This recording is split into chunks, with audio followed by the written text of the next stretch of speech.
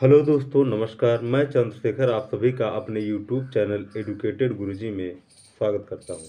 दोस्तों, इसके पहले जो मैंने वीडियो अपलोड किया है उस वीडियो में राज्य के उत्पत्ति के सिद्धांत के क्रम में हमने दैवी उत्पत्ति का सिद्धांत और शक्ति या युद्ध का सिद्धांत को हमने पढ़ लिया है और अब पढ़ना है हमें परिवार का सिद्धांत या रक्त संबंध का सिद्धांत। तो चलिए पढ़ते हैं दोस्तों। खून पानी से गाढ़ा होता है, कहावत है। अपना अपना होता है, पराया पराया होता है। परिवार में स्त्री पुरुष और बच्चों से मिलकर परिवार बनता है। कई परिवार आपस में मिलते हैं तो कुल या वंश बनता है। वंश या कुल आपस में मिलते हैं तो समाज बनता है और बच्चे आगे चलकर परिवार का सृजन करते हैं और कई परिवार आपस में मिलकर समाज बनता है और यही समाज आगे चलकर राज्य का निर्माण करता है। तो दोस्तों आगे चलते हैं। परिवार का सिद्धांत। परिवार का सिद्धांत में पितृत्मक सिद्धांत और मात्रात्मक सिद्धांत हम देखेंगे। पितृत्मक सिद्धांत में पितृसत्तात्मक सिद्धांत के प्रतिपादक हैं हेनरी मैन। प्राचीन काल में प्रबल समर्थक इसके अरस्तु माने जाते थे। आलोचकों में वेसोफेन हैं, जैक्सवार्ड हैं, इस्माल हैं, ये सब आलोचक हैं और मैकलेलन भी आलोचक हैं। और मात्र सत्तात्मक के प्रतिपादक जैक्सवार्ड हैं और समर्थक वेसोफेन हैं, इस्माल हैं और मैकलेलन हैं। जो पितृसत्तात्मक के आलोचक हैं वही मात्र सत्तात्मक के समर्थक हैं। दोस्तों आगे पढ़ते हैं। वेसोफेन की एक कोटेशन है। वेसोफेन कहते हैं, पितृसत्तात्मक समाज के उद्देश्य के पूर्व लगभग 1000 वर्ष पहले ऑस्ट्रेलिया के कुछ द्वीपों में मात्र सत्तात्मक समाज विद्यमान था, अर्थात यहाँ श्रम विभाजन नहीं था। महिलाएं पुरुष के समान कार्य करती थी। इंसाइक्लोपीडिया ऑफ ब्रिटानिका में कहा गया है, हस्बैंड हस्बैंडिका शब्द से बना है जिसका अर्थ है घर का नौकर। वाइफ का अर्थ होता है घर की मालकिन। दोस्तों अब हम लोग पढ़ने जा रहे हैं राज्य की उत्पत्ति का सामाजिक समझौते का सिद्धांत। इस सिद्धांत के अनुसार राज्य व्यक्तियों के आपसी सहमति का परिणाम है। अतः सहमति शब्द का प्रयोग कर लोकतंत्र की नींव पड़ी। सामाजिक समझौते के सिद्धांत का मुख्य उद्देश्य राजनीतिक दायित्वों की व्याख्या करना है। सामाजिक समझौते का सिद्धांत 17वीं एवं 18वीं शताब्दी में अपने चरम सीमा पर थे। फ्रांसीसी क्रांति के समय यह सिद्धांत अपने चरम पर था। फ्रांसीसी क्रांति के पश्चात इस सिद्धांत में गिरावट आई और इसका स्थान विकासवादी सिद्धांत ने ले लिया। इसका सामाजिक समझौते का सिद्धांत अमेरिकी क्रांति 1776 ईस्वी में अमेरिकी क्रांति हुई और फ्रांसीसी क्रांति 1789 ईस्वी की प्रेरणा स्रोत मानी जाती है। मैफ्लावर पैक्ट में 11 नवंबर 1620 ईस्वी में कौटिल्य सामाजिक समझौते के सिद्धांत का समर्थन करते हैं। मनु दैवी उत्पत्ति के सिद्धांत का समर्थन करते हैं। यूरोपीय और भारतीय दोनों में सामाजिक समझौते के सिद्धांत का समर्थन करते हैं। कृषि में लगी हुई जनता अपने उत्पादन का 1/6 भाग, व्यवसाय में लगी हुई जनता 1/10 भाग राजा को देती थी। सामाजिक समझौते के सिद्धांत के अनुसार महाभारत में सामाजिक समझौते के सिद्धांत की बात कही गई थी।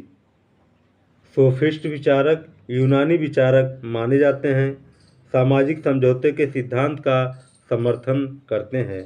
सोफिस्ट विचारक राज्य को साधन और व्यक्ति को साध्य के रूप में मानते थे। आधुनिक काल में सामाजिक समझौते के सिद्धांत का वैज्ञानिक प्रतिपादन रिचर्ड हुकर ने किया था। इसका समर्थन पुंडेकोड स्पिनोजा ग्रोसियस ने किया था। सामाजिक समझौते के सिद्धांत का स्पष्ट रूप से प्रतिपादन का श्रेय हॉब्स, लॉक एवं रूसो को जाता है। यह सिद्धांत इन्हीं के नाम से जाना जाता है। 20वीं शताब्दी में जॉन रॉल्स ने न्याय के क्षेत्र में सामाजिक समझौते के सिद्धांत का प्रतिपादन किया। सामाजिक समझौते का सिद्धांत राज्य को साधन मानता है और व्यक्ति को साध्य मानता है। आलोचक हेनरी मैन ने सामाजिक समझौते के सिद्धांत को अनैतिहासिक बताया है। फुलजे ने इस सिद्धांत को सरासर झूठा बताया है। ग्रीन ने सामाजिक समझौते के सिद्धांत को कपोल कल्पना बताया है। बेंथम ने बताया यह सिद्धांत प्राकृतिक अधिकारों के सिद्धांत पर आधारित है। वीडियो में बने रहिए। वीडियो लंबा जरूर होगा लेकिन बहुत महत्वपूर्ण ये चैप्टर है और हर बार प्रश्न इसी से पूछे जाते हैं और आपके नोट्स का भी रिवीजन हो जाएगा। दोस्तों, हम इसी तरह से आपके हर विषय का नोट्स जो है तैयार करवा दूंगा। नोट्स तो है ही, उसको हम रिवाइज कर लें और ये जान लीजिए हम रिवीजन कर रहे हैं।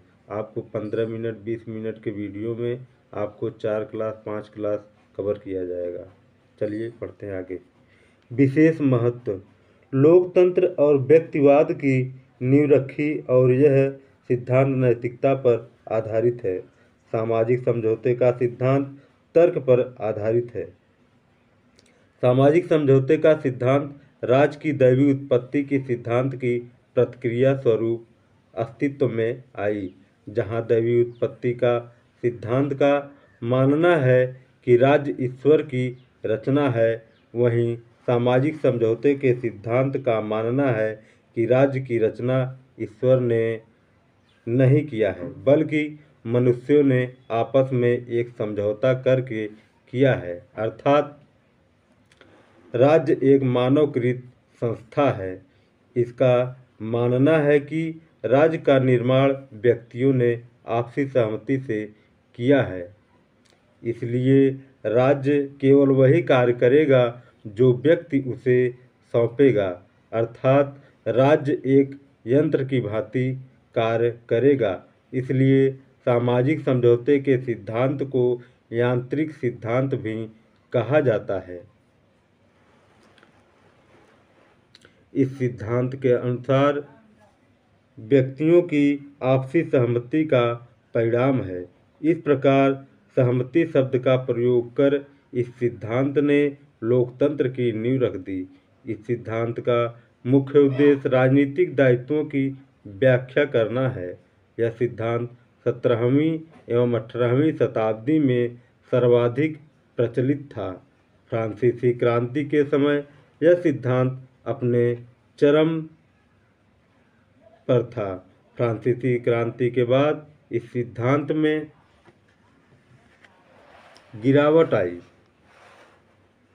गिरावट आई और इस सिद्धांत का स्थान विकासवादी सिद्धांत ने ले लिया। यह सिद्धांत अमेरिकी क्रांति 1776 ईस्वी एवं फ्रांसीसी क्रांति 1789 का प्रेरणा स्रोत है। सामाजिक समझौते का सिद्धांत उदारवादी सिद्धांत पर आधारित है। मैकफ्लावर पैक्ट सामाजिक समझौते का सिद्धांत का एक उदाहरण है।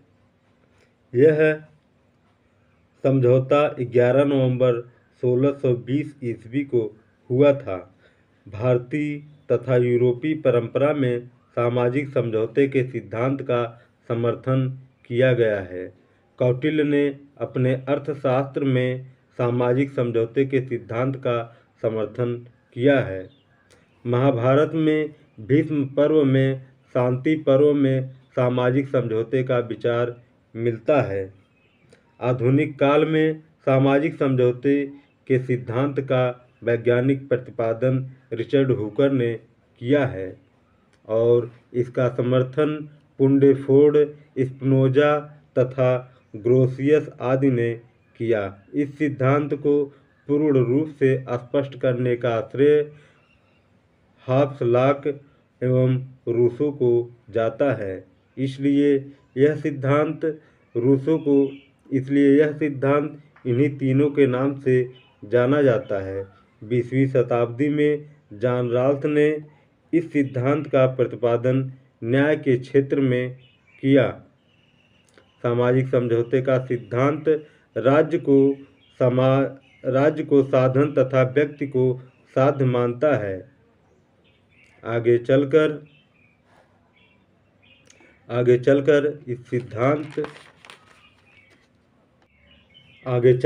इस सिद्धांत की आलोचना हुई। आलोचकों ने इस सिद्धांत को अनैतिहासिक, अतार्किक तथा अवैज्ञानिक बताया। हेनरी मैन ने इस सिद्धांत को अनैतिहासिक बताया। फुलजे ने इस सिद्धांत को सरासर झूठा बताया। ग्रीन ने इस सिद्धांत को कपोल कल्पना बताया। बेंथम ने इस सिद्धांत की आलोचना करते हुए इसे प्राकृतिक सिद्धांत पर आधारित बताया। आलोचनाओं के बावजूद सामाजिक समझौते का सिद्धांत लोकतंत्र एवं व्यक्तिवाद की नींव रखा।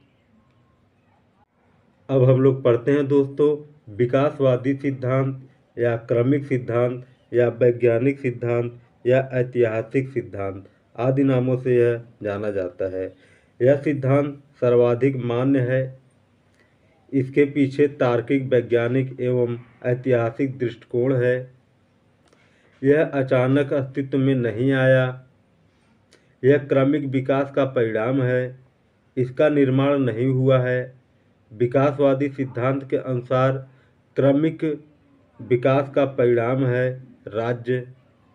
इसके समर्थक गार्नर हैं, गिलक्राइस्ट हैं, समनर हैं, गेलर हैं, वर्गेस हैं, मैकाइवर हैं, ब्लंटसली हैं आदि लोग हैं। विकासवादी सिद्धांत के ये समर्थक माने जाते हैं। राज्य एक दिन में नहीं अपितु हजारों वर्षों के विकास का परिणाम है। गार्नर ने उपयुक्त के सिद्धांत का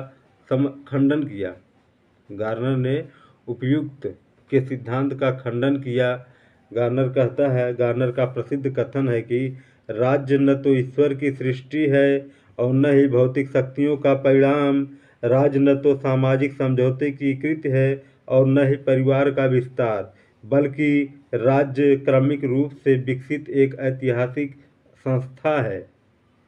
गार्नर का कथन है, राज्य का विकास हुआ है, निर्माण नहीं हुआ है। ब्लंटसली कहते हैं, इस सिद्धांत का उल्लेख करते हुए कहा कि भले ही सत्य न हो, लेकिन उपर्युक्त के सभी सिद्धांतों ने कुछ न कुछ तथ्य दिया जो राज्य की उत्पत्ति के सिद्धांत में महत्वपूर्ण भूमिका अदा की। जैसे दैवी उत्पत्ति के सिद्धांत ने धर्म तथ्य दिया, परिवार के सिद्धांत ने रक्त संबंधी तथ्य दिया, वहीं शक्ति के सिद्धांत ने शक्ति तथ्य दिया। सामाजिक समझौते के सिद्धांत ने सामाजिक एवं राजनीतिक चेतना तथ्य दिया, सामाजिक प्रविष्टियां का तथ्य दिया। इन सभी तथ्यों ने विकासवादी सिद्धांत के उदय में महत्वपूर्ण भूमिका अदा की। दैवी उत्पत्ति के सिद्धांत ने धर्म तत्व दिया, शक्ति के सिद्धांत ने शक्ति तथ्य दिया, परिवार के सिद्धांत ने रक्त संबंधी तत्व दिया, सामाजिक समझौते के सिद्धांत ने सामाजिक प्रविष्टियां एवं राजनीतिक चेतना का तत्व दिया। शामनर एवं केलर के अनुसार राज्य सर्वप्रथम कब दिखाई पड़ा हम उसी प्रकार नहीं जान सकते जिस प्रकार एक बालक कब युवा हुआ और कब प्रौढ़ हो गया। मैकाइवर के अनुसार रक्त संबंध समाज का निर्माण करता है और समाज राज्य का निर्माण करता है। वर्गेस का कथन है, राज्य इतिहास की उपज है। आगे देखते हैं दोस्तों, वीडियो में बने रहिए। विकासवादी सिद्धांत में राज्य का विकास निम्नलिखित रूप से हुआ है। प्राचीन काल में प्रथम शताब्दी से 5वीं शताब्दी तक कबीला राज्य था। प्राच्य साम्राज्य या पूर्वी राज्य, उसके बाद यूनानी नगर राज्य हुआ। उसके बाद रोमन साम्राज्य का उद्भव हुआ। रोमन साम्राज्यवाद के बाद सामंती व्यवस्था का अस्तित्व में आया। उसके बाद पुनर्जागरण आंदोलन, धर्म सुधार आंदोलन और आधुनिक काल की शुरुआत यही 16वीं शताब्दी में मानी जाती है। सामंती व्यवस्था मध्यकाल में 6वीं शताब्दी से 15वीं शताब्दी मानी जाती है।